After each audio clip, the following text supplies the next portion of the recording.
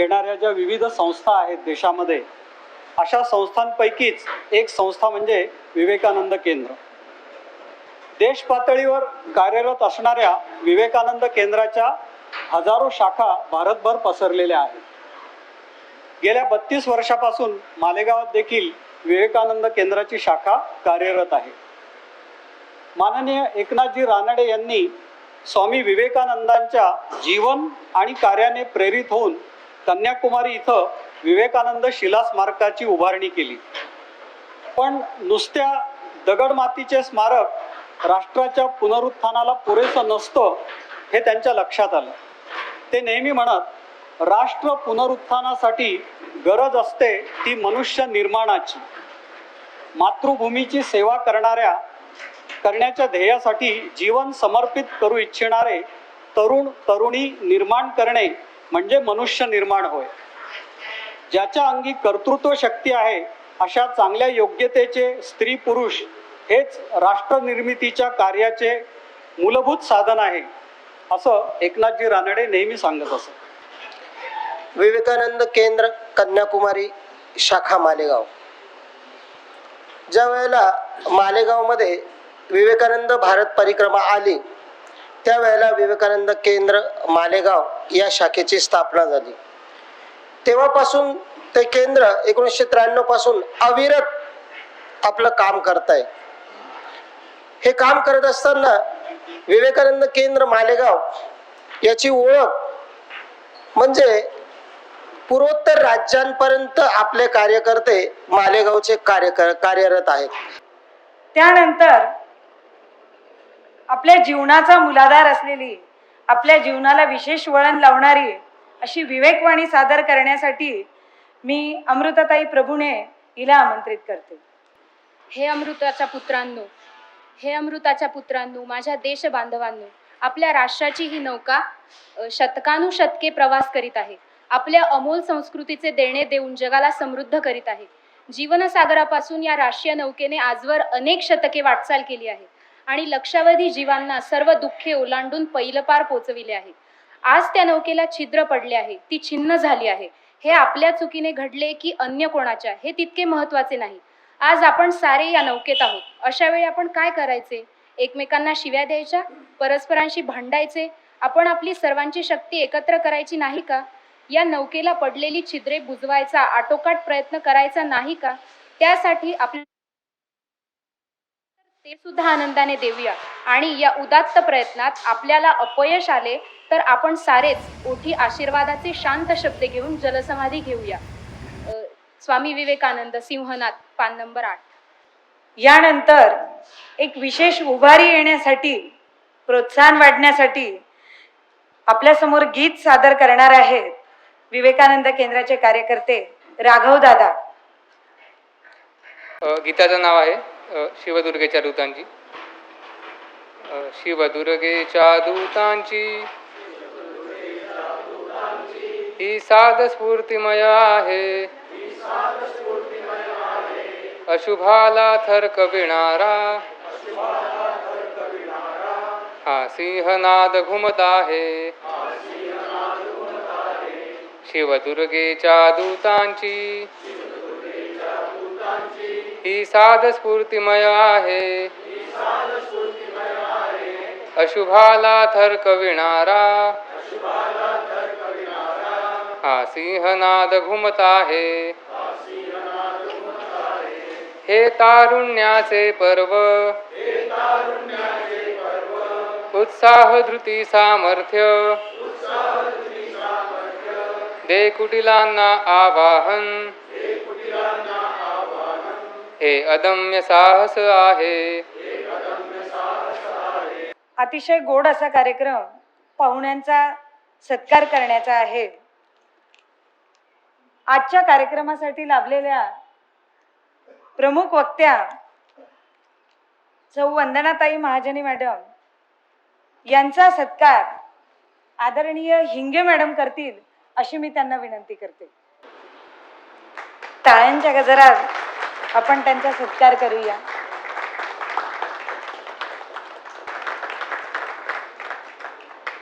आणि त्यांचे मुलं सुद्धा विवेकानंद केंद्राचे कार्यकर्ते आहेत. डॉक्टर शास्त्री यांना निमंत्रित करते. त्यांनी आवाहन सादर करावे. आदरणीय व्यासपीठ आणि भगिनी आणि बंधूंनो, महाभारतातला एक अतिशय मार्मिक असा प्रसंग आहे की महाभारताचं युद्ध होणार असतं. कौरव पांडवांची सेना समोरासमोर उभी आहे. शंखनाद केव्हाही होईल, रणभेरी केव्हाही वाजेल आणि ते युद्ध पेटणार, अशी सर्व अवस्था असताना त्या क्षेत्रभूमीच्या बाजूला एका शेतामध्ये एक शेतकरी नांगरतोय शेत. एक तिथून जाणारा मनुष्य पाहतो की एवढं मोठं युद्ध होणार असतं, ज्याची इतकी उत्कंठा आहे, कोण जिंकेल कोण हारेल, आणि इतकी उत्कंठा असताना हा शेतकरी आपलं शेत नांगण्यात मग्न आहे. तो त्याला विचारतो की तुला उत्कंठा नाही का रे बाबा? एवढे कौरव पांडव, एवढे राजे या युद्धामध्ये असताना कोण जिंकेल कोण हारेल याची काही उत्सुकता नाही का? तू आपल्या शेत हे करण्यात, नांगरण्यातच व्यस्त आहे. तर तो शेतकरी म्हणतो, ते संहार करतायत, मी सृजन करतोय. आज हीच परिस्थिती आहे की जग हे एका ज्वालामुखीच्या तोंडावर उभं आहे, विनाशाच्या ज्वालामुखीच्या तोंडावर उभं आहे. आणि याही परिस्थितीमध्ये विश्वबंधुत्वाची बीज पेरत जाणारी जर कोणती संघटना असेल तर ती विवेकानंद केंद्र आहे. विवेकानंद केंद्राच्या केंद्रस्थानी विवेकानंद आहेच. विवेकानंदांविषयी मी नेहमी असं म्हणतो की विवेकानंद ही केवळ व्यक्ती नव्हे, ती होऊन गेली. विवेकानंद ही केवळ व्यक्ती नव्हे, विवेकानंद ही वृत्ती आहे. आणि वृत्ती असेल तर माझा पुढचा संकेत असा आहे की विवेकानंद ही व्यक्ती नव्हे, ती वृत्ती आहे. आणि वृत्ती असेल तर त्याची पुनरावृत्ती शक्य आहे. म्हणजे आजचा विवेकानंद घडणे नक्की शक्य आहे. आता हा कसा घडणार? विवेकानंद नेहमी स्वतः असे म्हणायचे की every soul is potentially divine. प्रत्येक जीव हे अव्यक्त ब्रह्म आहे. त्या धर्तीवर मी नेहमी असं म्हणतो की प्रत्येक भारतीय हा अव्यक्त विवेकानंदच आहे. आता अव्यक्त विवेकानंदाचं व्यक्तीकरण म्हणजे त्याचं प्रकटीकरण झालं पाहिजे. आता आपल्यातला हा विवेकानंद आपल्याला शोधून काढायचा आहे. आता हे प्रकटीकरण कसं होईल? त्याचे दोन मार्ग आहेत. एक आहे वैयक्तिक आणि एक आहे सामूहिक.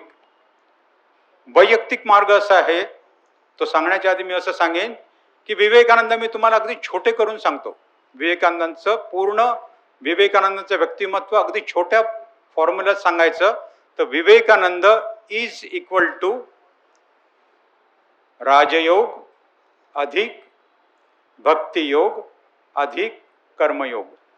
या तीन योगाचं प्रकटीकरण झालं तर आपल्याला आपल्या जीवनातला विवेकानंद शोधता येईल. आता हे प्रकटीकरण कसं होणार? तर त्याचाही माझा एक फॉर्म्युला आहे. फॉर्म्युला असा आहे 24 पैकी 3. 24 काय तुमच्या लक्षात आलं असेल, 24 तास. या 24 तासापैकी दररोज आपल्याला 3 तास द्यायचे. आता हे 3 तास कसे द्यायचे? 1 तास देहासाठी, 1 तास देवासाठी आणि 1 तास देशासाठी. आपल्याला हे जर आम्ही केलं, 1 तास देहासाठी हा राजयोग आहे, 1 तास देवासाठी हा भक्तियोग आहे आणि 1 तास देशासाठी हा कर्मयोग आहे. आता 1 तास देहासाठी द्यायचं आहे. आपल्याच्यात एक सुंदर हे आहे, शरीर माध्यम खलु धर्म साधनम. मला एक मोठी धर्माची साधना करण्यासाठी, राष्ट्राची साधना करण्यासाठी मला माझं शरीर अतिशय सुदृढ पाहिजे. आणि आपल्या देशामध्ये अनादिकालापासून एक योग नावाची एक जीवनशैली आपल्याकडे विकसित झालेली आहे. तर योगाच्या माध्यमातून आम्हाला आमचं हे शरीर हे बलवान करायचं आहे, विकसित करायचं आहे. हा झाला 1 तास देहासाठी, 1 तास देवासाठी. आता इथे बराच वेळ आपली गफलत होते की देव म्हणजे आपल्याला राम आहे, कृष्ण आहे. विवेकानंद असं म्हणायचे कि मैं उस प्रभु का सेवक हूं जिसे अज्ञानी लोग मनुष्य कहते हैं. विवेकानंद असंही म्हणायचे की या जिवंत विराटात जर तुम्हाला ईश्वर दिसत नसेल तर तुम्हाला त्या पाषाणामध्ये देव दिसेल ही शक्यता फार कमी आहे. रामकृष्ण परमहंस असं म्हणायचे, शिवभावे जीवसेवा. शिवभावे जीवसेवा. आपल्याला ही शिवभावे जीवसेवा जी करायची आहे ही या समाजाची सेवा करायची आहे. त्यामुळे एक तास आपल्याला या समाजाच्या साधनेसाठी, समाजाच्या विकसनासाठी आपल्याला द्यायचं आहे. एक तास आपण देहासाठी पाहिला, एक तास देवासाठी पाहिला, आता एक तास आपल्याला देशासाठी द्यायचंच आहे. स्वातंत्र्य सावरकर असं म्हणायचे की देहाकडून देवाकडे जात असताना मध्ये देश लागतो आणि त्या देशाचंही आपण काहीतरी देणं लागतो. आपल्याला हे करावं लागेल. स्वामी विवेकानंदांनी देशाच्या बाबतीत 2 स्वप्न पाहिली होती. एक स्वप्न होतं स्वातंत्र्याचं. विवेकानंद ज्यावेळी अमेरिकेतून 1897 साली इथे आलेत, त्यांनी पाहिलं की हा समाज अतिशय निद्रिस्त झालेला आहे, अतिशय हताश झालेला आहे, अतिशय दैवाधीन होऊन गेलेला आहे. आणि विवेकानंदांसारखा मनुष्य कडाडून उठला की विसरा आता साऱ्या देवदेवता, विसरा त्या साऱ्या देवदेवता. येणारी 50 वर्ष तुमची एकमेव आराध्य दैवत म्हणजे तुमचं राष्ट्र आहे, त्याचीच आराधना करा. आणि दृष्टीपणा पहा विवेकानंदांचा की 1897 मधली वाणी आणि बरोबर 1947 साली 50 वर्षांनी आपल्याला स्वातंत्र्य मिळालेलं आहे. विवेकानंदांचं हे दृष्टीपण होतं. आणि याच दृष्ट्याने अजून देशाच्या बाबतीत अजून एक स्वप्न पाहिलं होतं. विवेकानंद नेहमी असं म्हणायचे की 20वे शतक हे विज्ञानाचं असेल आणि 21वे शतक हे आध्यात्मिक ज्ञानाचं असेल. 21व्या शतकात मला भारत माता ही जगद्गुरु पदावर विराजमान झालेली दिसते. उठा, जागे व्हा आणि हे ध्येय प्राप्त झाल्याशिवाय थांबू नका. स्वातंत्र्याचं जे विवेकानंदांचं स्वप्न होतं ते स्वातंत्र्यपूर्व काळातील आपल्या लोकांनी सिद्ध केलेलं आहे. आता हे 21व्या शतकातलं जे स्वप्न आहे विवेकानंदाचं, ते साकार करण्याची जबाबदारी, ते दायित्व आपलं आहे. आज आपल्या देशाचा अमृतकाल चालू आहे आणि असं आपण म्हणतो की 2047 पर्यंत आपल्याला भारताला जगद्गुरु करायचं आहे. तर याच्यासाठी आपल्याला कटिबद्ध व्हावं लागेल. म्हणून याच्यासाठी काय, 1 तास देहासाठी, 1 तास देवासाठी आणि 1 तास देशासाठी द्यायलाच पाहिजे. पण हा झाला आपला वैयक्तिक ही साधना झाली. समोर विश्वबंधुत्वाचं, समोर विश्वगुरूचं जे ध्येय आहे हे इतकं मोठं आहे की कोणा एकट्या दुकट्याच्या हे सिद्ध होणार नाहीये. आणि मग याच्यासाठी आपल्याला सामूहिक साधना करावी लागेल. आणि मग त्याच्यासाठी आहे विवेकानंद केंद्र. विवेकानंद केंद्राचं घोषवाक्यच आहे, देश जगाव, विश्व जगाव. पहिले आपल्याला देशाला जागा करावा लागणार आहे आणि हाच देश पूर्ण जगाला दिशा दाखवू शकणार आहे.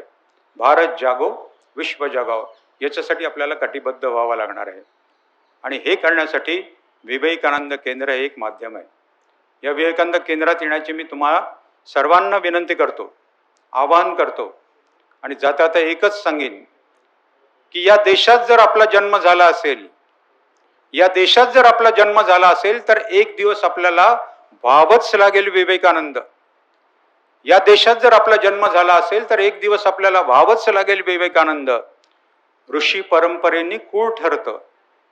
आपलं कुळ विवेकानंद, आपलं गोत्र विवेकानंद, आपलं ध्येय विवेकानंद. आपल्याला व्हावंच लागेल विवेकानंद, व्हावंच लागेल विवेकानंद.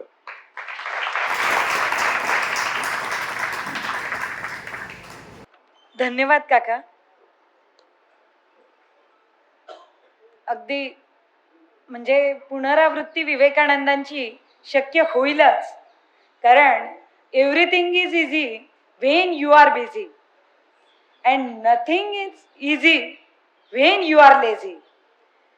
तर यानंतर तुम्ही सारेजण आसुसलेले आहात त्या शब्दांसाठी, त्या मोलाच्या व्याख्यानासाठी मी सौ वंदनाताई महाजनी मॅडम यांना विनंती करते की त्यांनी आपले अनमोल शब्द आमच्या पदरी पाडावे. खूप खूप धन्यवाद. सगळ्यात आधी सुरेश दादांचा धन्यवाद करते की ज्यांनी मला इथे आमंत्रित केलं, आणि मालेगाव टीमचा धन्यवाद ज्यांच्यामुळे आज मी इथे आहे. आज आपण 131वा विश्व बंधुत्व दिवस साजरा करीत आहोत. आता विश्व बंधुत्व दिवसासाठी जेव्हा स्वामीजी अमेरिकेला गेले, पुष्कळशा त्यांचा प्रवास जो आहे तो संजयजींनी तुमच्या पुढे ठेवलाच, की ते कसे इथे गेले, अमेरिकेत गेले तेव्हा त्यांना कोण भेटलं. परंतु अमेरिकेत असं काय होत होतं ज्याच्यासाठी स्वामी विवेकानंद तिथे गेले? अमेरिका हे कोलंबस नावाच्या व्यक्तीने डिस्कवर केलं होतं. त्यांनी शोध लावला होता अमेरिकेचा. अमेरिकेला तेव्हा बरोबर 400 वर्ष पूर्ण होणार होते आणि ते 400 वर्ष पूर्ण होणार होते आणि ती जयंती त्यांना मोठी साजरी करायची होती. It was a big exhibition. 200 वेगवेगळे पार्टिसिपंट्स आले होते. 600 एकर जमिनीवर हे एक्सपोजिशन लागणार होतं आणि त्याच्यासाठी अमेरिकेने 2 वर्षापासून ती अमेरिका तयारी करत होती. आता इंडस्ट्रीयल डेव्हलपमेंट जितकी ही अमेरिका आणि युरोपमध्ये झाली होती त्या काळात, इट वॉज द इयर 1893, भयंकर डेव्हलपमेंट तिथे झाली होती. आणि मी जेव्हा हे सगळं वाचत होते तेव्हा लक्षात आलं की at that time in that country dishwasher was invented. आणि आज डिशवॉशिंग मशीन्स जे आहेत ते आज आपण आपल्या देशामध्ये आपल्या किचन्समध्ये येतात. ते 131 वर्ष पूर्ण झालेली आहेत आणि इतक्या उशिरा आपण ही टेक्नॉलॉजी आता आपल्या घरांमध्ये आणत आहोत. क्वॅकर ओट्स हा पदार्थ अमेरिकेत खूप खाल्ला जातो आणि तो आता आपल्या सुपरमार्केट्समध्ये आपल्याला दिसतोय. ते क्वॅकर ओट्स तेव्हाच ऑलरेडी डिस्कवर झालेले होते आणि त्याची सुद्धा they were trying to publicize the use of these quaker oats. Apart from this, खूप सगळी डेव्हलपमेंट एज्युकेशनमध्ये झाली होती, आर्किटेक्चरमध्ये झाली होती, इंजिनिअरिंग फील्ड्समध्ये झाल्या होत्या. त्यामुळे हे सगळे आपापली जी प्रगती झाली होती, जितके इन्व्हेन्शन या देशांमध्ये झाले होते ते सगळे लोकांच्या समोर ठेवायचे होते. आणि म्हणून 200च्या वर आपल्या या जगामध्ये देश आहेत, सर्वांना आमंत्रण गेलं होतं की तुम्ही या बघायला. It is said that 27 million people attended this expo, which went on for a period of 6 months. 6 महिने हा एक्सपो चालला होता. 27 मिलियन लोक हे बघायला आली होती. आणि त्या एक्झिबिशन मध्ये मिस्टर बरोज म्हणून असे एक व्यक्ती होते ज्यांना विचार आला की जर सगळ्या वस्तूंबद्दल आपण व्याख्यान ठेवतो आहे, लोकांना गोळा करतो आहे, तर धर्माबद्दल पण का नाही आपण ठेवायचं? आणि हा विचार आपल्या देशात सुद्धा पोचला होता की असं धर्म संबंधित सुद्धा तिकडे एक कॉन्फरन्स होणार आहे, पार्लियामेंट ऑफ रिलिजन होणार आहे आणि आपल्या देशातून कोण जाणार याच्यासाठी संस्था ज्या होत्या त्यांनी त्यांची लोक तयार केलेलीच होती. थिओसॉफिकल सोसायटी त्यावेळेस होती. थिओसॉफिकल सोसायटीचा एक मनुष्य आपला एक व्यक्ती विद्वान केलेच होते. आणि तेव्हा अलसिंगा पेरुमल आणि महाराजा ऑफ रामनाथ या सगळ्या लोकांना असं वाटलं की विवेकानंदांमध्ये अशी प्रतिभा आहे की ते आपल्या धर्माला सर्व धर्मांसमोर नीट मांडू शकतील. पण त्यांना हे माहिती नव्हतं की तुम्हाला you have to go through an organisation. काही नाही, व्यवस्था केली, पैशांची व्यवस्था. स्वामीजी तेव्हा परिव्राजकच होते, त्यांच्याकडे कुठे पैसा कुठे टक्का काही नाही. पण त्यांच्या भक्तांनी, त्यांच्या मित्रांनी, त्यांच्या फॉलोअर्सनी, राजांनी, सामान्य माणसांनी पैसा गोळा करून त्यांना बोटीच्या थ्रू पाठवला. तिथे गेल्यावर जसं तुम्हाला संजयजींनी सांगितलंच की मे मध्ये ते तिथे पोहोचले आणि conference was postpone for almost 3 months आणि 11 सप्टेंबरला जाऊन तिथे ही कॉन्फरन्स झाली. हे 3 महिने त्यांनी किती कष्टात काढले. एक सामान्य मनुष्य जर तिथे गेला असता तेव्हा तर त्या थंडीला घाबरून लोक त्यांना निग्रो म्हणत होती, ब्लॅक म्हणत होती, कुत्रा म्हणत होती. सामान्य मनुष्य कदाचित परत आला असता, पण स्वामीजी नाही परत आले. कारण ध्येय त्यांच्या डोक्यात अगदी क्लिअर होतं. I want to establish my nation. माझा देश, माझा जो धर्म आहे तो सर्व लोकांसमोर ठेवायचा होता त्यांना. आणि त्यावेळेस आपल्या देशाला ही लोक, इट वॉज अ देश ऑफ सपेऱ्यांचा देश, आपला असा देश मानला जात होता. तेव्हा स्वामीजी तिथे पोहोचले. हे भाषण किती लोकांनी ऐकलं? बहुतेक सगळ्यांनीच वाचलं असेल. 5,000 ते 7,000 लोक तिथे होती त्या कॉन्फरन्समध्ये. आणि पहिल्या दिवशी the bell tolled for 10 times. Why did the bell toll for 10 times? 10 वेळा घंटा का वाजवला गेला तिथे? कॉन्फरन्स सुरू होती असं सांगायला कारण तेव्हा त्या लोकांनी आयडेंटिफाय केले होते की 10 सर्वात मोठे धर्म होते या जगात, आणि त्या 10 धर्मांसाठी ही बेल वाजली होती. आणि the conference was declared started. Swamiji लगेच बोलायला गेले नाही, आणि आलासिंगा पेरुमलला त्यांनी कॉन्फरन्स संपल्यानंतर पत्र जे लिहिलं होतं त्यात त्यांनी लिहिलेलं आहे की सुरू झाली कॉन्फरन्स, सगळ्यांनी माझ्यासारखे, जसं आज मी लिहून आणलेलं आहे तसं सगळ्यांनी त्यांचे लेक्चर्स, भाषण लिहून आणलेले होते आणि ते वाचत होते. आणि स्वामीजींनी जेव्हा हे बघितलं की अरे माझ्याकडे तर काही भाषणच नाहीये, ते थांबले. आणि शेवटी जेव्हा अगदीच जावं लागलं तेव्हा ते उठले आणि ते अलसिंगा पेरुमलला म्हणतात, मी सरस्वतीचं वंदन करून उठलो आणि बोलायला उभं राहिलो. 3.5 मिनिटाचं त्यांचं भाषण, आणि ते उभे राहिले. आणि अमेरिकेच्या माझ्या भगिनी आणि बंधूंनो, sisters and brothers of America, असं जेव्हा ते बोलले तेव्हा 2 मिनिटाचा टाळ्यांचा गडगडाट जो कोणासाठी झालेला नव्हता तो स्वामीजींसाठी झाला. असं का झालं असेल? असं काय स्वामीजी बोलले? डू यू थिंक की sisters and brothers of America Swamiji एकटे बोलले होते? नाही, त्यांच्या आधी 3 लोक हे वाक्य बोलून गेले होते. पण स्वामीजींचं व्यक्तिमत्व, त्यांची जी पर्सनॅलिटी होती, आणि त्यांचे ते भगवे वस्त्र, त्यांचे मोठे डोळे, आणि त्यांचा आवाज हृदयातून निघाला होता आणि समोरच्याच्या हृदयात तो शिरला होता, त्यामुळे तो गडगडाट झाला होता.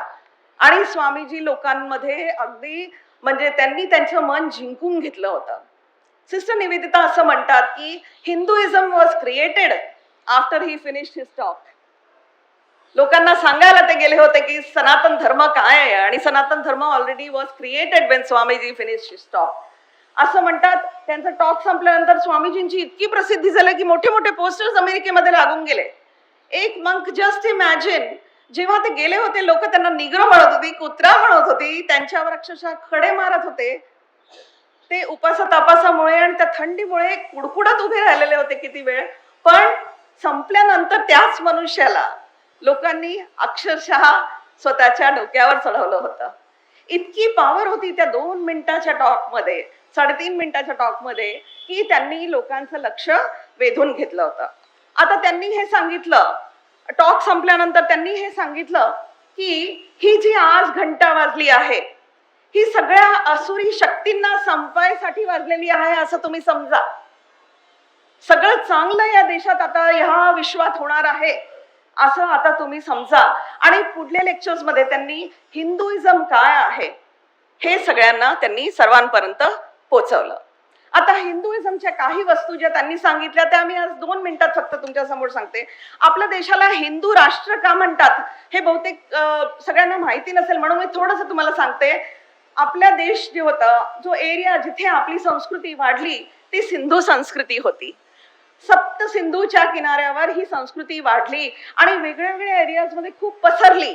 आपला देश फक्त भारत जो आज दिसतोय तो नव्हता. अफगाणिस्तान सुद्धा आपला होता, पाकिस्तान सुद्धा आपला होता, नेपाळ आपला होता, बर्मा आपला होता, थायलंड आपला होता, इंडोनेशिया आपला होता. इतकी पसरलेली आपली संस्कृती होती. जेव्हा हे बाहेरची लोक आली त्यांना सिंधू आणि सप्त स हा शब्द प्रोनाऊन्स करता आला नाही, बोलता आला नाही. त्यांनी त्या स ला ह करून टाकलं आणि म्हणून आपण ह म्हटले जातो. आणि हे स्वामीजींनी सुद्धा लोकांसमोर ठेवलेलं आहे. It has been proven that this is why we are called as a Hindu nation. आणि त्याच्यानंतर आजपर्यंत हिंदू हा याचा उल्लेख आपल्या पुष्कळशा शास्त्रांमध्ये सुद्धा आहे. ते तुम्ही पुढे तुम्ही वाचू शकता की कुठे कुठे याचा उल्लेख आहे हिंदू शब्दांचा. संस्कृत वाक्यांमध्ये सुद्धा याचा उल्लेख आहे. आता हिंदू म्हणजे कोण? आपण केव्हा स्वतःला हिंदू म्हणू शकतो? पहिली गोष्ट, हिंदू धार्मिक आहे. नाव स्वामीजी स्वतः आधी फार धार्मिक नव्हते. ही वॉज क्वाईट अन आस्तिक. देवावर त्यांचा विश्वास नव्हता.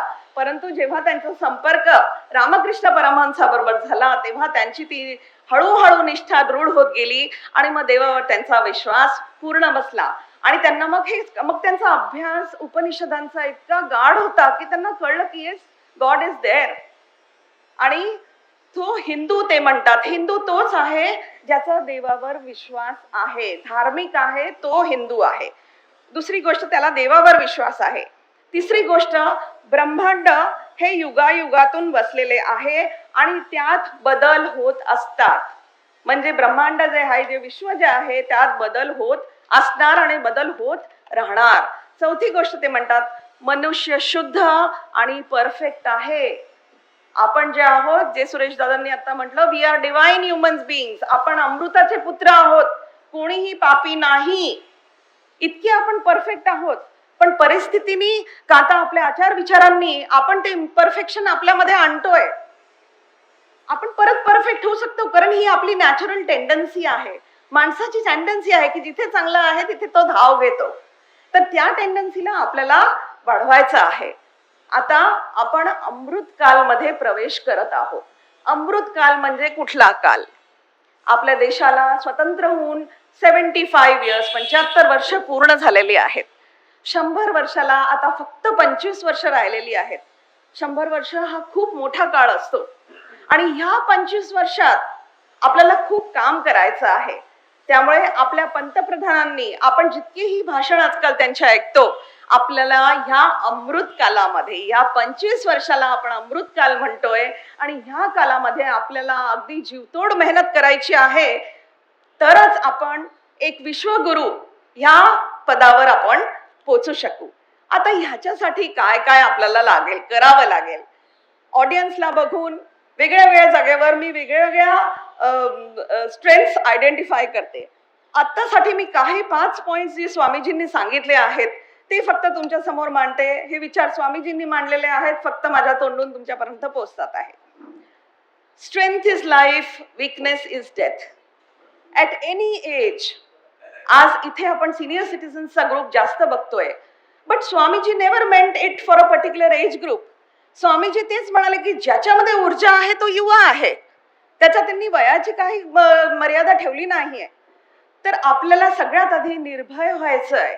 कुठलंही कार्य हाती करायला घ्यायचं तर भीती नाही बाळगायची आहे आणि त्याच्यासाठी सारखे नित्य प्रयत्न करायला आपल्याला पाहिजे. रिजेक्ट एनी थॉट, कुठलेही ते विचार जे आपल्या मनात वीकनेस पैदा करतात, जे आपल्या मनात भीती पैदा करतात, तशा विचारांना आपल्याला दूर ठेवायचं आहे. The second thing is, Swamiji म्हणतात निष्ठा ठेवा. आता निष्ठा कशात? Faith in God and faith in your self. देवावर तर निष्ठा ठेवायची आहेच गरजेची, कारण आपण एकटे खूप एवढा मोठा जीवनाचा समुद्र पार नाही करू शकणार आहे.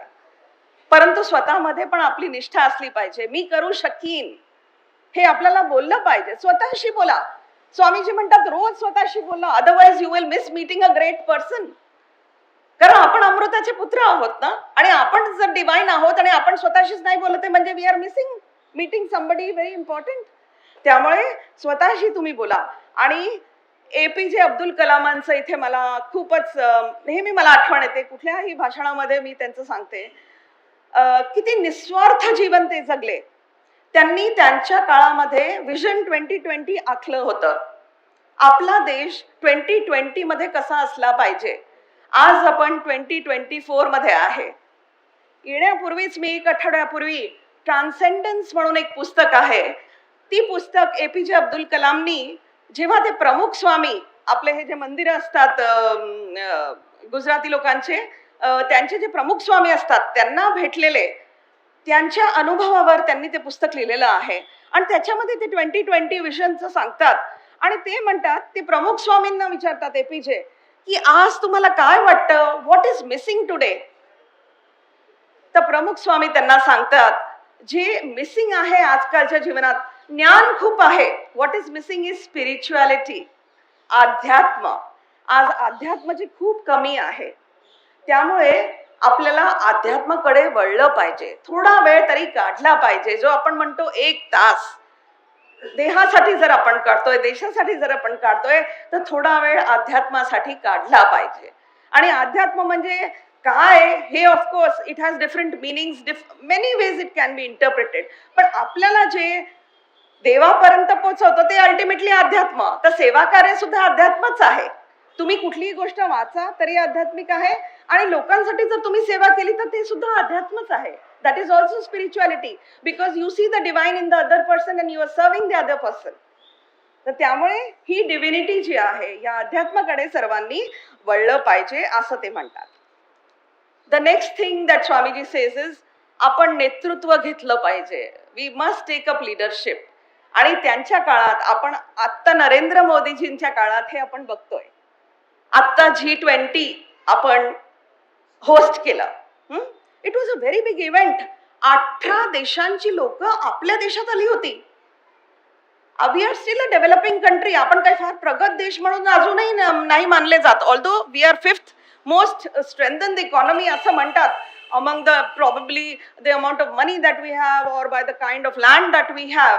पण तरी पण we are not still a developed nation, कारण अजूनही आपल्या देशात गरिबी आहे. तरी पण जर आपण हिम्मत करू शकतो, आपले जर वायुयान स्पेस क्राफ्ट जर आपण मार्सवर पोचवायचा विचार करतोय, जर आपण ऑलरेडी चंद्रावर पोचून चुकलोय आणि आज आपली परिस्थिती अशी आहे की बाहेरचे देश त्यांचे यान बनवायसाठी आपल्या फॅक्टरीज वापरतात आहे, आपले इंजिनियर्स वापरतात आहे. किती उलटी Ganga बहतीये. Imagine there was a time when we were going to other nations to put our spacecrafts in space.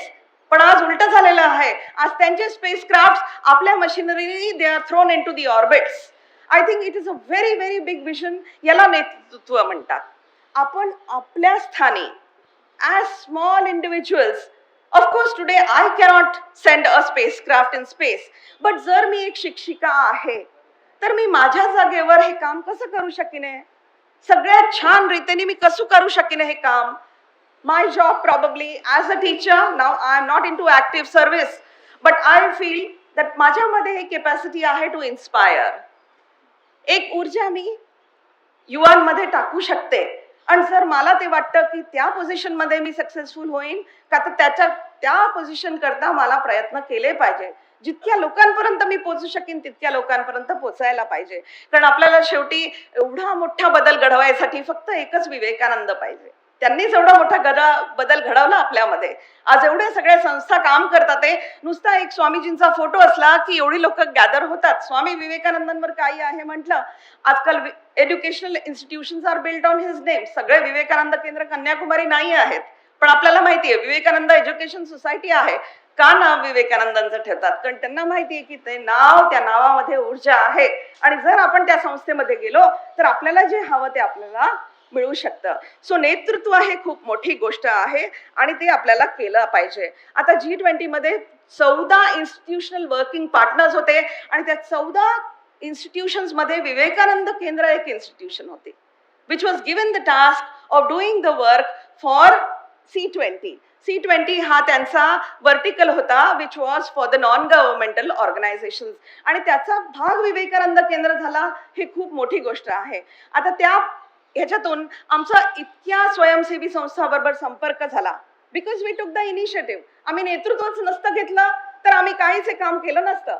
परंतु आज नवी मुंबईमध्ये जर मी वेगळ्या 20-25 स्वयंसेवी संस्थांबरोबर जुळले तर C20 मुळे. कारण I had to go out of my way. मला बघावं लागलं की ह्या एरियाजमध्ये कोण कोण काम करतंय. आणि आता आम्हाला असे प्रश्न पण येतात की ताई आम्हाला हा प्रॉब्लेम आहे, आम्ही कुठल्या संस्थेकडे जाऊ. एक नेतृत्व केंद्राने घेतलं म्हणून आज हे पॉसिबल झालं. तर आपल्याला हे नेतृत्व घेणं at national level is very important, जे आता नरेंद्र मोदी करत आहेत. पण आपल्या लेवलवर आपण काय करू शकतो? एक माझा अनुभव सांगते, जो मी आत्ताच नेहाताईंबरोबर शेअर केला होता. तो असा, संस्कार वर्ग आत्ताच आपल्याला संजयजींनी सांगितलं की मालेगावमध्ये 4 संस्कार वर्ग चालतात, बरोबर आहे. आणि आपला स्वाध्याय वर्ग पण चालतो. इथे जितकेही उपस्थित आहेत, आपल्या सगळ्यामध्ये तेवढं बळ आहे की आपण थोडासा भार त्या संस्थेचा उचलू शकतो. आपले जे संस्कार वर्ग चालतात ते काय मी त्या संस्कार वर्गामध्ये जाऊन मुलांना शिकवू शकतो, असा विचार आपल्या मनात आला पाहिजे. स्वाध्यायामध्ये जाऊन मी काही कॉन्ट्रीब्यूट करू शकतो का मालेगावला? काही कार्यक्रम ते करणार आहे का? माझ्या संस्थेतून काय होऊ शकतं तिथे? आज इतकी लोक इथे आहेत, ऑलमोस्ट मला 70 लोक तरी दिसतात आहे. या 70 लोकांमधून जरी 10 लोक पुढे आली आणि चौधरी सरांना का, संजय सरांना का, आपले येवळे सरांना, सुरेशजींना आपण जर भेटला आणि सांगितलं की आम्हाला काम करायचं आहे, ते तुमच्यासाठी काम देतील. प्रांजलीताई सुद्धा आहे, खूप सुंदर लिहितात त्या आणि इतकं सुंदर त्यांची लेखणी आहे की मी खरोखर प्रभावित. अमोल दादा इथे आहेत, आमचे युवा कार्यकर्ता, आणि मला बघून त्यांना खूप आनंद होत आहे, कारण त्यांचे रोज विवेक विचार न्यूजपेपरमध्ये येतात. किती लोक वाचतात, किती नाही वाचत, याचा त्यांना विचार कधीही येत नाही. 3 वर्षाच्या अधिक झाले, त्यांनी आता रेकॉर्ड्स ब्रेक करतात येते. ऍज फार एज इज विवेक विचार आर कन्सर्न, विचार स्वामीजींचेच आहेत, फक्त ते लोकांपर्यंत ते पोहोचवण्याचं काम ते सातत्याने करतात. मला सुद्धा व्हॉट्सअपवर ते रोज विचारतात. मी मालेगावला राहत नाही, त्यामुळे माझ्याकडे तो न्यूजपेपर येत नाही, परंतु सातत्याने ते विचार रोज येतात. आणि त्या विचारांमध्ये ते हे सुद्धा लिहितात की आज कोणाची जयंती आहे, आज कोणाचं हे दिवस आहे, ते दिवस आहे, आज काय कसं इन्व्हेन्शन झालं होतं. आणि दादा तुम्हाला सांगते, ते बघून actually I start reading about the person, because त्या दिवशी मग मला आठवण होते की येस अच्छा असा पर्सन होऊन गेला होता. आता काही महान पुरुष आपल्या महाराष्ट्रात तर खूप सगळे झाले आहेत, पण महाराष्ट्रात मी खूप कमी राहिलेली आहे, त्यामुळे मला काही लोकांबद्दल माहितीच नाहीये. त्यामुळे दादांचा जेव्हा लेख येतो तेव्हा मी लगेच तो I go on the link, I open the link and I read the link, आणि मला असं वाटतं अरे बापरे, एवढ्या महान पुरुषाबद्दल आजपर्यंत मला माहिती नव्हतं, आणि हा मराठी माणूस आहे. एक लागणी ती डेव्हलप झालेली आहे. And I tell my students also, मी शेअर करते तो लिंक सगळ्यांबरोबर जे मराठी वाचू शकतात, because that is one limitation. पण काही दादांचे notes are also in English, so I am able to share with my students also. आणि असे कार्य, हे छोटे छोटे कार्य आहेत, पण आय थिंक हे आपला विचार बदलण्याचं खूप मोठं काम करत आहेत. त्यामुळे असे कार्य जरी आपण करू शकलो तर प्लीज पुढे या. माझ्याकडे किती वेळ आहे हा विचार सुद्धा आपण नंतर करू. एक इच्छा तुमची जर जागृत झाली ना, तर पुढे त्या इच्छेला न्यायला, त्याची इच्छा पूर्तीसाठी इथे भरपूर लोक बसलेली आहेत जे तुमच्या त्या कार्याला पुढे नेऊ शकतात. आपल्या दभाडीत परत संस्कार वर्ग सुरू करायचा आहे. आता ही छोटी भेटली मला, आणि I was so impressed by this girl. काय तुझं नाव? सॉरी, तुझं नाव कृतिका. हा, कृतिका दभाडीची आहे. त्यामुळे मला कळलं, ती म्हणाली की तिथे पण संस्कार वर्ग सुरू करायचा आहे. आता आपल्याला दभाडीसारख्या जागेवर पण कार्यकर्ता पाहिजे, नाही तर कसं करणार आपण? मालेगावहून दरवेळेस कोणी जाऊ शकत नाही, नाशिकहून दरवेळेस कोणी जाऊ शकत नाही. कार्यकर्ता तिथे पण पाहिजे. जिथे जिथे आपले कार्यकर्ता असतील तिथे तिथे आपण कार्य उभं करू शकतो. त्यामुळे आय फील, जो एक अनुभव मला शेअर करायचा होता तो असा की आमच्या कॉम्प्लेक्समध्ये सुद्धा सिनियर सिटीजनचा ग्रुप आहे, आणि भरपूर सिनियर सिटीजन्स येतात. तेव्हा त्यांची ऍक्टिव्हिटी काही नव्हती. They had just started meeting, आणि दे वर सो स्केर्ड की वंदना हमको बाहर जाना है, पर who will take us? It was the fear की ते करू शकणार नाही. I said nothing doing, I will organise a picnic for you. जवळच्या बगीच्यातच मी फक्त एक बस ऑर्गनाइज केली, त्या सगळ्यांना घेऊन गेले. Now they are in a position to go far. They overcame the fear. ती पहिली एक जी भीती होती की आम्ही जाऊ शकणार नाही, आणि फक्त त्याचा एक इन्स्ट्रुमेंट मी होते. I was instrumental in just removing the fear and I have retraced my step. I told them की तुम्ही प्लीज या, आणि आमच्या इथे जो संस्कार वर्ग चालतो कॉम्प्लेक्समध्ये, तिथे फक्त तुम्ही आठवड्यातून एकदा या आणि एक गोष्ट सांगा. Tell it in Hindi, Marathi, English, सगळ्या तऱ्हेचे भाषाची लोक आहेत आपल्या कॉम्प्लेक्समध्ये आजूबाजू, पण एकही पुढे नाही आलं. I was very much disappointed. आपण इतके स्वार्थी होऊ शकत नाही. We have to be active. वय कुठलंही असो, आपल्याला ती द्यायची वृत्ती निर्माण केली पाहिजे. स्वामीजींनी हा त्याग किती केलेला आहे हा आपल्याला माहिती आहे, आणि त्यांचंच काम आपल्याला पुढे द्यायचं आहे. द थर्ड थिंग, नेतृत्व हे तिसरं झालं. आता चौथं जे आहे, मला असं वाटतं ते सगळ्यात मोठं आहे, आणि ते आहे त्याग. बाबा आमटे सगळ्यात सोपं उदाहरण. She came from a very well to do family. अगदी संस्कारी घरातून, वेल्दी फॅमिली होती. त्यांची इच्छा असती तर ते आरामात जीवन पुढे जगले असते, पण नाही. ते आणि त्यांची बायको सगळं सुख सोयी सोडून ते गडचिरोली डिस्ट्रिक्ट मध्ये गेले. आज त्यांचं हेमलकासावर एवढं मोठं प्रोजेक्ट आहे. लेप्रेसी सारख्या पेशंट्सला त्यांनी ट्रीट केलं. ते स्वतः जाऊन तो कोर्स करून आले की लेप्रेसीला कसे ट्रीट करतात. त्या काळामध्ये त्यांनी नेहरूंची परमिशन घेतली होती to get admission in that college. I read more in detail about him and I was shocked. त्याग म्हणजे कुठल्या लेवलचा हा त्याग आहे की तुम्ही एका सुखी कुटुंबातून येता. खालून वर येणाऱ्या माणसाचं आपल्याला नेहमी कौतुक वाटतं, पण जो सुखात आहे आणि जरी तो सुखाचा त्याग केला आहे एवढ्या सगळ्या लोकांसाठी, बाबा आमटे त्याची अगदी जिवंत मिसाल. अँड द बेस्ट इज की त्यांची ही जी ऊर्जा आहे ती त्यांच्यापुरतं सीमित नाही राहिली. त्यांचे मुलं सुद्धा तेच करतात आहे, आणि त्यांचे grandchildren also are into it. म्हणजे विचार करा, ही ऊर्जा, ही त्याग भावना जी आहे ती कुठपर्यंत त्यांची गेली आहे. दुसरी गोष्ट जो आपल्याला त्याग करायची गरज आहे ती आहे विदेशी वस्तू. विदेशी वस्तूंचा त्याग. आता दिवाळी येत आहे, सगळ्यात जास्त products in the market are going to be made in China. आजही आपण म्हणतो दिव्याची लाईन घ्यायला गेले तो इलेक्ट्रिक हार्डवेअर शॉप वाला मला म्हणतो की मॅडम आपको अगर चाहिए लाइट की वो लाईन चाहिए तो मेरे पास ओनली चाइनीज है, दूसरा नहीं है. मी त्याला म्हणते नाही मला नकोय, it's okay, if I don't have the electric light in my house I will by only if it is made in India. आपण हा त्याग केला पाहिजे. तुम्हाला 10 रुपयांनी कमी ती लाईन मिळते इलेक्ट्रिकची, लाइटिंगची, आणि आपण ते 10 रुपये वाचवासाठी त्या चायनीज वस्तूला आपण विकत घेतोय. आज ऑनलाईन सुद्धा इतक्या वस्तू मिळतात की constantly people are being bombarded with things which are cheaper by just 10 rupees 5 rupees. का आपण बळी पडतोय? तो काळ आठवा जेव्हा स्वदेशीसाठी लोकांनी होळी जळवली होती बाहेरच्या वस्तूंची, विदेशी वस्तूंची. इमॅजिन किती महाग असतील त्या वस्तू, पण लोकांनी त्यांच्या घरातून काढून ती होळी जळवलेली आहे. आज आपण घर बसल्या त्याच वस्तू विकत घेतो आहे. आपल्याला याचा खूप विचार करण्याची गरज आहे. आज times have changed but not changed much, आणि आपण त्याग अजून करत नाही आहे, आणि ही भावना आपल्याला वाढवली पाहिजे. The next important thing is, जी मी आता म्हणत होते, संस्कार वर्ग, स्वाध्याय वर्ग, योग वर्ग, इतके विविध वर्ग चालू आहेत. सेवा द्यायला पुढे या. तुम्ही काहीही वय असेल तुमचं, पण तरी जर हा सेवा भाव आपल्यामध्ये नसेल तर आपण काही करू शकणार नाहीये. स्वामीजींची वेळ आठवते, आणि स्वामीजी प्लेग जेव्हा बंगालमध्ये झाला होता तेव्हा स्वामीजी स्वतः तिथे होते. Plague manifesto was written by sister Nivedita, आणि स्वामीजी स्वतः तो प्लेग मॅनिफेस्टोचे असे लिफलेट्स काढले होते त्यांनी की काय तुम्हाला करायला पाहिजे वाचायसाठी plague, if you have to save your self from plague. ते स्वतः जाऊन लोकांमध्ये वाटत होते. तो plague manifesto was taken to the people not only by sister Nivedita but Swamiji himself ensured that it reach to the people. याला म्हणतात सेवा. तुम्ही बसून नुसतं येस येस हे झालं पाहिजे ते झालं पाहिजे असं नसतं. सेवा जर करायची असेल तर आपल्याला रणांगणात उतरावं लागेल आणि ते काम करावं लागले. आपल्या देशाने सुद्धा ते केलं. केव्हा केलं? अगदी इन द रिसेंट पास्ट, जेव्हा कोरोना काळ होता. आपण सगळे घरात होतो. आपला देश घरात बसला होता का? नाही बसला. नरेंद्र मोदी किती देशांपर्यंत पोहोचले? 98 countries we helped. 98 countries. We were not in a position to manufacture a single PPE kit. आणि आज आपण 1 ते 2 लाख PPE किट आपल्या देशात मॅन्युफॅक्चर करतो, आणि ते सुद्धा कोरोना काळामध्ये झालं. वॅक्सिन, कोविड वॅक्सिन आपण बाहेरून इम्पोर्ट करत होतो.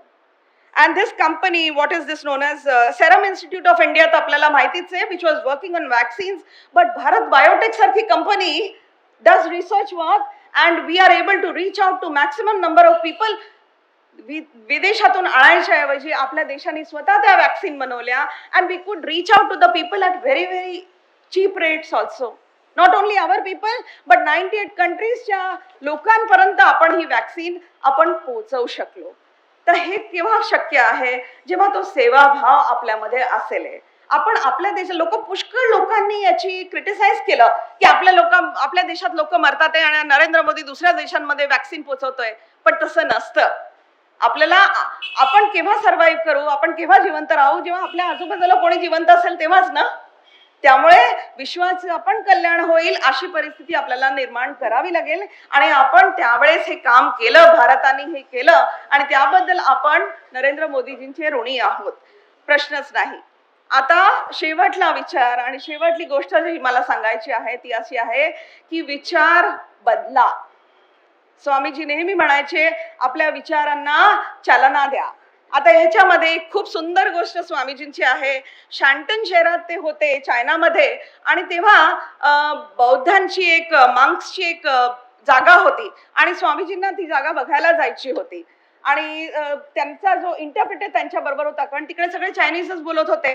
त्यामुळे he could not and the interpreter told him की तुम्ही तिथे जाऊ नका, कारण तिथे अलाउडच नाहीये कोणाला. फक्त ते मंक्स जे आहेत, संन्यासी जे आहेत, तेच ते भिक्षुकच तिथे राहतात, आणि तुम्ही जाऊ शकणार नाही. पण ते म्हणतात नाही मला जायचंय. I want to go and meet all these people.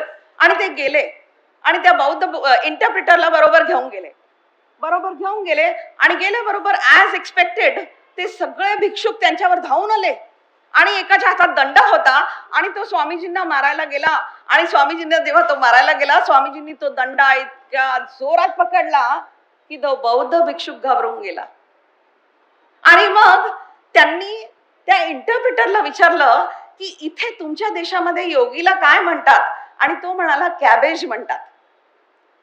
लगेच त्यांच्या तोंडातून हे निघालं कॅबेज. आणि ते ऐकल्याबरोबर तो समोरचा जो आहे तो लगेच त्यांच्या पाया पडला की अरे हा तर योगी आहे. आणि तो पाया पडला आणि बाकीचे सगळे जे मागे होते ते सुद्धा त्यांच्या पाया पडले. आता त्यांचा प्रश्न जो स्वामीजींना होता की कारण ते योगी होते, तर ते त्यांना विचारतात की आमच्या इथे ना एक प्रॉब्लेम आहे, इथे आमच्या इथे एक भूत आहे आणि तो भूत कसा घालवायचा हा एक आमच्याकडे प्रॉब्लेम आहे. तर तुम्ही योगी आहात, आता तुम्ही आम्हाला एक सोल्युशन द्या की हे भूताला आम्ही कसं पळवू शकू. तर स्वामीजी काय करतात, स्वामीजी पेपरवर फक्त ओम लिहून देतात आणि त्यांना सांगतात तुमच्या जवळ हा ओम ठेवा. आणि सगळे स्वतःजवळ तो ओम ठेवतात आणि दुसऱ्या दिवशी सगळे म्हणतात हो आमच्या इथला भूत गेला. भूत आपल्या मनात असतात, आपल्या विचारांमध्ये असतात. त्या लोकांच्याही विचारांमध्येच तो होता आणि तसाच तो गेला. त्यामुळे आपले विचार नेहमी सकारात्मक राहिले पाहिजे. ते नेहमी जपानला गेले होते Swamiji, Hiroshima, he went to Osaka, he went to Kyoto, one biggest cities of Japan today. आणि तिथे जेव्हा ते गेले तेव्हा त्यांनी बघितलं किती डिसिप्लिन आहे लोकांमध्ये. काल मी जेव्हा मालेगावला आले, I came by Vande Bharat train. I was very excited. Oh my God, fastest train of India and one of the cleanest trains. And आपण किती प्रगती केली. It's a made in India initiative. मला खूप आवडलं. I was happy. I sat in the train. पण मी बसल्यावर बघितलं की ट्रेन भलेही सुंदर झाली असो, पण आपल्या लोकांची वृत्ती अजून तशीच आहे. आपण तसंच खातो, तसंच खाली टाकतो. आता खाली टाकतो, पण ती वंदे भारत आहे म्हणून तिकडे हाऊसकीपिंगची सुविधा खूप चांगली होती. लगेच चहा सर्व झाल्यानंतर लगेच एक हाऊसकीपिंगचा स्टाफ आला ज्यांनी सगळं स्वच्छ केलं. पण आपली मेंटॅलिटी बदलली नाही ना. स्वच्छ ट्रेन बघून आपण नीट जेवावं, खाली सांडू नाही, हे आपण शिकलो नाही. दुसरी गोष्ट, जपानमध्ये even when you go in the trains they don't talk to each other. They don't talk, they whisper. And that too, अगदी अर्जंट असलं तरच विस्पर करतात. मोबाईल वगैरे तर ती लोक हात सुद्धा लागवत नाही. आणि हे तर मी वाचलंच होतं, पण आता माझ्या पुष्कळशा मैत्रिणी जपानला जाऊन आलेल्या आहेत आणि त्या मला सांगतात की खरोखर वंदना तिथे ती शिस्त बघण्यासारखी आहे. The amount of discipline people have there is tremendous and there is no unemployment in Japan. 90च्या वरचा मनुष्य सुद्धा तिथे नोकरी करतोय. तिथे life is very long because you live a healthy life. तुमची लाईफस्टाईलच हेल्दी असली तर 100 वर्ष काढणं काही सोपं नाही. Average life of human being today तशी तर 70 झालेलीच आहे, पण 100 वर्ष पण तुम्ही जगू शकता. पण जगता म्हणजे काय, नुसते जगताय की जीवन सार्थक करताय. You have to make it, you have to make your life livable. तुम्ही घरी बसून नुसते बसताय, मला 4 वाजता चहा पाहिजे, 8 वाजता जेवण पाहिजे, सकाळी मी माझ्या वेळेस उठणार, माझ्या वेळेस आंघोळ करणार, असंच तुम्ही करताय की त्या जीवनाची काही चीज होत आहे ते तुम्हाला बघायला पाहिजे, आपल्याला बघायला पाहिजे, सर्वांना बघायला पाहिजे. कारण जेव्हा आपल्या मधला प्रत्येक मनुष्य हा जेव्हा विचार करेल की माझं जीवन मी सार्थक कसं करीने, तेव्हाच भारत हा देश जो आहे तो विश्वगुरु बनू शकेल. आणि तो बनू शकेल जसं सुरेश दादा म्हणाले की आपल्याला विवेकानंद आपल्या मधला जागा केला पाहिजे आणि आपण ते करूया. जय हिंद, नमस्कार. आताच आपण डॉक्टर वंदनाताई महाजन यांचे अतिशय सुंदर अनमोल असे विचार ऐकलेले आहेत. त्यांच्या विचारांनी आपण सारे मंत्रमुग्ध झालेलो आहोत आणि अशी एक ऊर्जा निर्माण झालेली आहे आणि ते ऊर्जा आपण वापरून स्वतःमधला विवेकानंद जागृत करायचा आहे. Believe in yourself and the world will be at your feet. उद्याचा केंद्रवर्ग किल्ल्यामध्ये आहे 10 वाजता. या केंद्रवर्गामध्ये किल्ला दर्शन आणि किल्ल्याची माहिती अशी आहे. तर माझी विनंती आहे आपण सगळ्यांनी उद्या 10 वाजता किल्ल्यामध्ये यावं. आपण सर्व पाहुणे मंडळी, कार्यकर्ते आणि येथे जमलेले मान्यवर यांनी हा जो आपला अमूल्य वेळ दिलेला आहे त्याबद्दल मी विवेकानंद केंद्र मालेगाव शाखातर्फे आभार व्यक्त करतो.